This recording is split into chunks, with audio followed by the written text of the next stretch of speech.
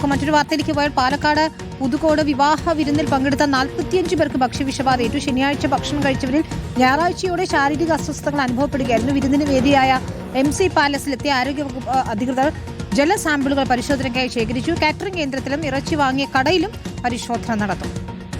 ഇവിടെ നടന്ന ചടങ്ങുമായിട്ട് ബന്ധപ്പെട്ട് ഇന്നലെ കുറച്ച് പേർക്ക് വയറിളക്കം റിപ്പോർട്ട് ചെയ്തിട്ടുണ്ട്.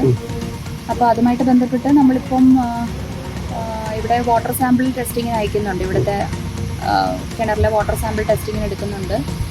ബാക്കി നമ്മൾ ഈ ചടങ്ങ് നടത്തിയ ആൾക്കാരുടെ വീട്ടിലേക്ക് ഇപ്പോൾ പോകുന്നുണ്ട്. അപ്പോൾ അവരുടെ കൂടുതലായിട്ട് അന്വേഷിച്ചാലേ ആ ഫുഡിൽ നിന്നാണോ അതൊക്കെ നമുക്ക് അറിയാൻ പറ്റുള്ളൂ.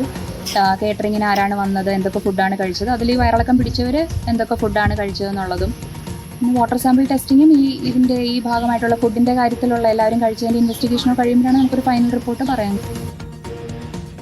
ഇക്ബാൽ അറക്കലാണ് ചേരുന്നത്. ഇക്ബാൽ, എന്താണ് സംഭവിച്ചത് എന്നാണ് മനസ്സിലാക്കുന്നത്? എവിടെ നിന്നാണ് ഭക്ഷ്യവിഷബാധയേറ്റത് എന്ന് കണ്ടെത്തണം. ഇവരുടെ ആരോഗ്യനില എങ്ങനെയുണ്ട്?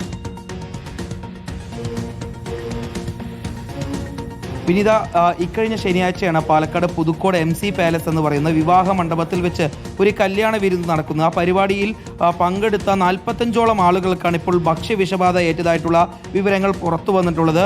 ആദ്യഘട്ടത്തിൽ ആളുകൾക്ക് മനസ്സിലായിരുന്നില്ല. ചെറിയ രീതിയിലുള്ള ഛർദിയും അതുപോലെ തന്നെ വയറിളക്കവും അനുഭവപ്പെടുകയായിരുന്നു. പിന്നാലെ ഈ വിവാഹ സൽക്കാരത്തിൽ പങ്കെടുത്ത ആളുകളിൽ ഒരേ ആശുപത്രിയിലേക്ക് എത്തി ചികിത്സ തേടിയപ്പോഴാണ് ഇത്തരത്തിൽ ഈ വിവാഹ വിരുന്നിനെത്തി അവിടെ നിന്ന് കഴിച്ച ഭക്ഷണത്തിൽ നിന്നോ വെള്ളത്തിൽ നിന്നോ ഏറ്റ ഭക്ഷ്യവിഷബാധയാണ് ഇത്തരത്തിൽ ഒരു പ്രശ്നമുണ്ടാവാൻ കാരണമെന്ന് അവർ മനസ്സിലാക്കുന്നത്.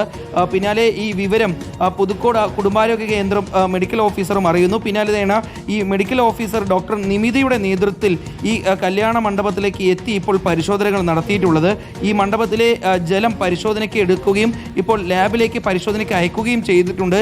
ഈ കല്യാണ മണ്ഡപത്തിലെ ജലത്തിൽ നിന്നാണോ ഈ ഇത്തരത്തിലുള്ള ഭക്ഷ്യവിഷബാധ ഏറ്റത് എന്ന രീതിയിലുള്ള പരിശോധന നടക്കുന്നു. അതോടൊപ്പം തന്നെ ഈ കല്യാണ പരിപാടിക്ക് വേണ്ടി ഈ കോഴിയിറച്ചി വാങ്ങിയിട്ടുള്ള കടയിലെത്തിയും പരിശോധന നടത്തും. മാത്രമല്ല ഭക്ഷണം ഉണ്ടാക്കിയിട്ടുള്ള കാറ്ററിംഗ് സ്ഥാപനത്തിലേക്കും എത്തിയും പരിശോധന നടത്തും എന്നുള്ളതാണ് ഇപ്പോൾ പുതുക്കോട് കുടുംബാരോഗ്യ കേന്ദ്രം മെഡിക്കൽ ഓഫീസറിൽ നിന്നും ലഭ്യമായിട്ടുള്ള വിവരം എന്ന് പറയുന്നത്.